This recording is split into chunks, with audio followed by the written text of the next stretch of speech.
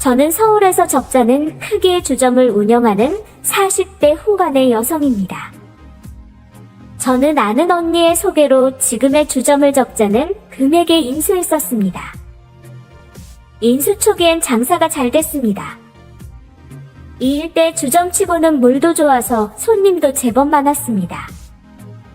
그런데 2개월 전 기존 멤버가 나가고 새로운 아가씨들로 교체되니 갈수록 매출이 떨어지더군요. 저의 고민은 날이 갈수록 깊어만 갔습니다. 이곳에서 얼마 떨어지지 않은 주점에선 남자들이 문전성시를 이루며 장사가 잘 되는데 유독 한 블록 옆인 제 가게만 파리가 날리니 너무나 의아스러웠습니다. 어느 날 어떤 단골에게 듣자니 제 업소에 있는 아가씨들이 타 업소 아가씨들보다 유독 자존심이 세다며 질색을 하더군요. 예전에 이렇지 않았는데 이번 새로운 멤버들은 그 상태가 심하답니다. 즉 주점 일엔 돈만 밝히고 서비스 정신이 없는 초보자라 손을 잡기도 힘들고 껍데기를 쉽게 내리는 것도 너무나 힘들다고 하소연하시더군요. 그래서 이곳 주인이었던 저는 어느 날 애들을 한자리에 불러놓고 이렇게 말했습니다. 남자가 손을 잡으면 적당히 틈을 준 후 잡히고 팁을 주는 선에서 더한 것도 적당히 알아서 스스로와 타협하라고 말입니다. 그렇지 않으면 더는 이곳으로 출근하지 않아도 된다고 강하게 경고했지요. 그 일이 있던 후 조금 나아지나 싶었습니다. 그래도 뻣뻣한 이 애들을 어떻게 교육할 방법이 없더군요.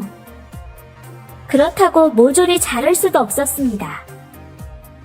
다들 외모도 괜찮았고 조금만 알려주고 설득하면 됐을 A급의 자질을 능히 갖춘 애들이었으니까요. 저는 다른 지역에서 라이브 주점을 운영하는 친구를 찾았습니다.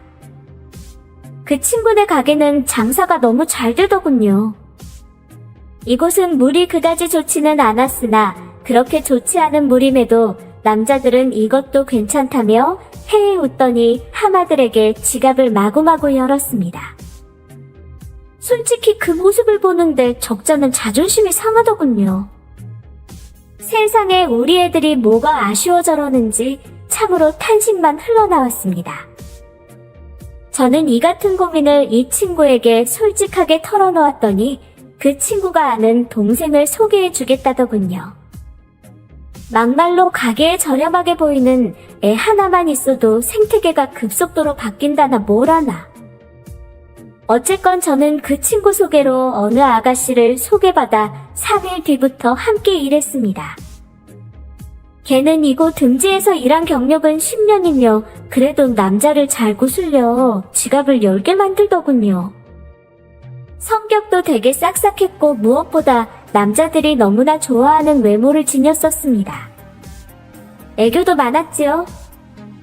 술도 잘 마시고 노래도 잘 불렀습니다. 그런데 그 아가씨가 들어온 이후 우리 주점엔 몰라보게 다른 변화가 생겼습니다. 주인인 저에게는 매우 좋은 변화였지요. 남자 손님 유치를 잘하는 그 아가씨 덕분에 남자 손님들이 그 아가씨만 찾았고 손 한번 잡히는 것도 싫어하던 애들은 걔를 서로 질투하며 그전과는 다른 태도로 바뀌었지요. 남자 손님들은 우리 업소 애들 손 한번 잡기 위해 두툼한 지갑을 열었고 허세를 부리며 비싼 양주까지 마구시켰으며 허구한 날 이곳을 찾아와 우리 애들만 찾았습니다. 장사가 잘 되니 제 얼굴엔 웃음꽃까지 피어났지요. 그러니 얼굴색이 밝게 바뀌었습니다. 언니, 요즘에 무슨 일 있어? 피부가 되게 장난 아니다. 애들이 돈을 긁어다 주니 내가 기분이 좋아서 그런다. 진짜 그렇게 하지 그랬어? 망할 것들. 나도 그렇게 하려고 했지. 그런데 새로 들어온 걔가 너무 적극적으로 나대는 거 있지. 그런데 걔는 어디서 물어온 거야? 걔 완전 불려우야. 불려. 나도 소개받았어. 그런데 그렇게 불려오야? 그렇다니까. 하여간 그것 때문에 남자들만 좋아졌다. 야, 남자들이 이곳에 뭐하러 오겠냐? 어쨌건 이렇게 된 거 우리도 떵떵거리고 한번 살아보자. 그놈의 자존심이 밥 먹여줘. 하긴 그건 언니 말이 맞아. 그러던 어느 날이었습니다. 작은 회사를 운영하시던 어느 사장님께서 제가 마음에 든다며 저와 만나고 싶다고 하시더군요. 저는 이 가게 주인이고 따로 남자를 만나지는 않는다고 했으나 자꾸만 적극적으로 들이대며 저에게 많은 돈을 쓰는 그 사장님에게 저는 저도 모르는 사이 서서히 넘어갔습니다. 오랜만에 찾아온 사랑이었지요. 저는 그 사장님에게 여러 명품을 선물 받으며 행복한 추억까지 쌓았습니다.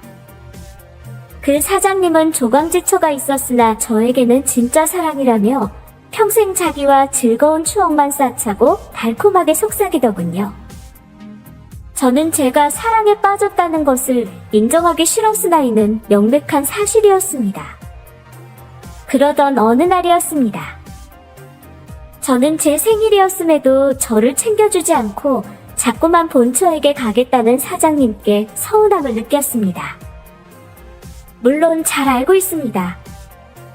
제가 이 남자였어도 자신의 가정이 먼저였겠지요.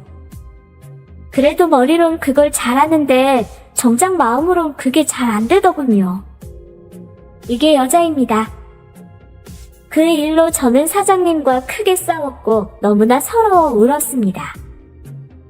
그 사장님도 털털할 것 같아 만나자고 했더니 영락없는 여자라며 저를 보며 답답하다는 얼굴로 혀만 찼습니다. 그런데 문제가 생겼습니다. 제가 몸이 아파 하루 쉬었던 날 그 사장님이 제 업소 직원과 하룻밤을 나눈 겁니다. 바로 제 주점 매출을 올려주었던 걔였지요. 저는 걔를 예뻐했는데 제 남자를 건드렸다는 점에서 참을 수 없는 분노를 느꼈습니다. 그래서 물었습니다. 알고 잡아뜨렸느냐 아니면 진짜로 모르고 그랬느냐고 말입니다. 그랬더니 걔가 알고서 그랬다고 당차게 대답하더군요. 그러면서 자기는 어디까지나 손님이었지 남자로 보여 그렇게 하진 않았다고 했습니다. 물론 걔 말이 맞습니다. 맞는데 왜 이렇게 기분이 더러울까요? 어쨌건 저는 걔한테 알아듣게 설명했습니다. 더는 그 사장님을 건들지 말라고 말입니다. 그랬더니 알겠다더군요. 그래도 눈치는 빠르고 말귀는 잘 알아들어서 좋았습니다. 그런데 그 후로 큰 문제가 터졌지요. 그 사장님이 걔한테 흠뻑 빠져버린 겁니다. 저는 그때 태어나 처음으로 비참함을 느꼈습니다. 저는 사장님께 정신 차리라고 했습니다. 많은 남자를 상대하는 여자라 사장님 같은 분이 만나서는 안 된다고 했으나 그 사장님은 뭐에 홀려도 단단히 홀렸는지 저에게 지겹다며 더는 연락하지 말라고 하더군요. 그 일이 있던 후 저는 그 여자에게 오늘까지만 일하고 그만두라고 했습니다. 더는 얘를 보고 이곳 주점을 이끌어갈 자신이 없더군요. 물론 순순히 나간다고 하지는 않을 겁니다. 그래서 적당한 돈을 쥐어주고 내보내려고 했더니 세상에 자기가 미안했다며 그냥 제 발로 나가더군요. 그것도 제가 쥐어주는 돈도 마다하고 하면서요. 그 일이 있던 후 2달이 지났을까요? 제 가게 앞에 저와 똑같은 업종을 한 가게가 들어섰습니다. 맞습니다. 그 사장님이 걔한테 주점을 차려준 겁니다. 그 일이 있던 후 제 업소에 있던 여자애들은 모두 걔한테 넘어갔고 저는 폐업을 했습니다.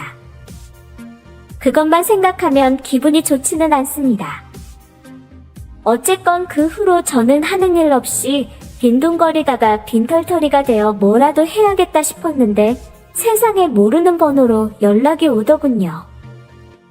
알고 보니 걔였습니다. 걔가 언니인 저에게 그러더군요. 아쉽지 않게 쳐줄 테니 자기 가게에 와서 자기 밑에서 일하라고 말입니다. 저는 자존심은 있어 일을 단칼에 거절하였습니다. 그렇다고 다른 곳에서 일할 자신은 없더군요. 그렇다고 걔 밑으로 들어가긴 더욱 싫어 노래방 도우미를 자청했으나 적은 수입에 마지못해 걔 밑으로 들어가게 되었습니다. 적당히 남자들 기분 맞춰주며 돈을 버니 조금은 힘든 생활고에서 벗어났습니다. 사랑이요? 그딴 건 애당초 없었습니다. 그저 서로의 입맛에 맞는 비즈니스와 돈 많이 오갈 뿐이지요.